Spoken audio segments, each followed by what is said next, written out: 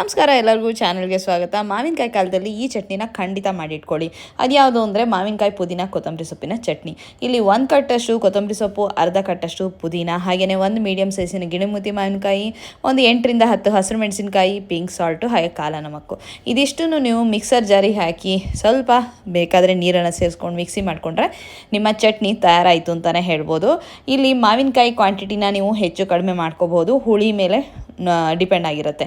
ಎಲ್ಲದನ್ನು ಮಿಕ್ಸರ್ ಜಾರಿಗೆ ಹಾಕಿ ಈ ರೀತಿಯಾಗಿ ರುಬ್ಕೊಂಡೆ ಚಟ್ನಿ ತಯಾರಾಯಿತು, ಮಾವಿನಕಾಯಿ ಪುದೀನ ಚಟ್ನಿ. ಬೇಕಾದರೆ ನೀವು ಇದಕ್ಕೆ ಬೆಳ್ಳುಳ್ಳಿನ ಹಾಕೋಬೋದು, ನೀವು ತಿಂತೀರಾ ಅಂದರೆ.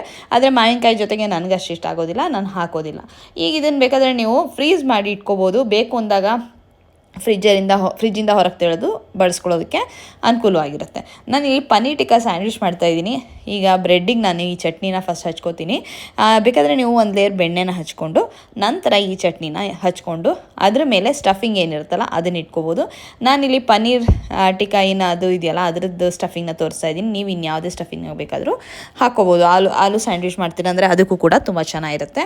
ನಾನು ಕ್ಯಾಪ್ಸಿಕಮು, ಪನ್ನೀರು, ಟೊಮೆಟೊ, ಈರುಳ್ಳಿ ಅದೆಲ್ಲ ಹಾಕಿ ಮಾಡಿಟ್ಕೊಂಡಿದ್ದೆ ಪನ್ನೀರ್ ಟಿಕ್ಕಾ ಸ್ಟಫಿಂಗು.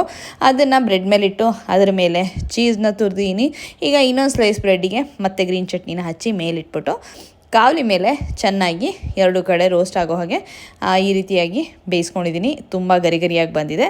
ಈಗ ಪನ್ನೀರ್ ಟಿಕ್ಕಾ ಸ್ಯಾಂಡ್ವಿಚು ರೆಡಿಯಾಗಿದೆ ವಿತ್ ಮಾವಿನಕಾಯಿ ಪುದೀನ ಚಟ್ನಿ ಅಂತ ಹೇಳ್ಬೋದು. ತುಂಬಾ ರುಚಿಯಾಗಿರುತ್ತೆ. ಆ ಒಳಗಡೆ ಪನ್ನೀರ್ ಜೊತೆಗೂ ಸ್ವಲ್ಪ ಮಟ್ಟಿಗೆ ಮಸಾಲೆ ಇರುತ್ತೆ. ಆದರೆ ಈ ಚಟ್ನಿಯಿಂದ ಸಿಗೋ ಒಂದು ರುಚಿ ಇದೆಯಲ್ಲ ನಾಲ್ಗೆಗೆ, ತುಂಬಾ ಚೆನ್ನಾಗಿರುತ್ತೆ.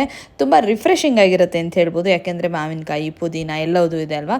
ಇದನ್ನು ಪರಾಟಕ್ಕೆ ನೆಂಚ್ಕೊಳ್ಳೋಕ್ಕೂ ಕೂಡ ತುಂಬ ಚೆನ್ನಾಗಿರುತ್ತೆ. ಅವತ್ತೊಂದು ದಿವಸ ನಾನು ಪನ್ನೀರ್ ಪರಾಟ ಮಾಡಿದ್ದೆ. ಉಪ್ಪಿನಕಾಯಿ ಜೊತೆಗೆ ಈ ಚಟ್ನಿ ಕೂಡ ನೆಂಚ್ಕೊಂಡು ತಿನ್ನೋದಕ್ಕೆ ತುಂಬ ಚೆನ್ನಾಗಿತ್ತು. ಇದನ್ನು ನೀವು ಇಂಗ್ರೀಡಿಯೆಂಟಾಗಾರೋ ಬಳಸ್ಬೋದು ಅಥವಾ ಪರೋಟಾಗೆ ಸೈಡ್ ಡಿಶಾಗಿ ಕೂಡ ನಾವು ಬಳಸ್ಬೋದು. ಖಂಡಿತ ಟ್ರೈ ಮಾಡಿ ನೋಡಿ. ಮಾವಿನಕಾಯಿ ಕಾಲ ಮುಗಿಯೋಕ್ಕೆ ಮುಂಚೆ ಮಾಡಿ ಫ್ರೀಸ್ ಮಾಡಿ ಇಟ್ಕೊಳ್ಳಿ. ಬೇಕು ಅನಿಸಿದಾಗ ಒಂದು ಕ್ಯೂಬನ್ನು ತೆಕ್ಕೊಂಡು ಬಳಸ್ಕೊಂಡು ಎಂಜಾಯ್ ಮಾಡ್ಬೋದು.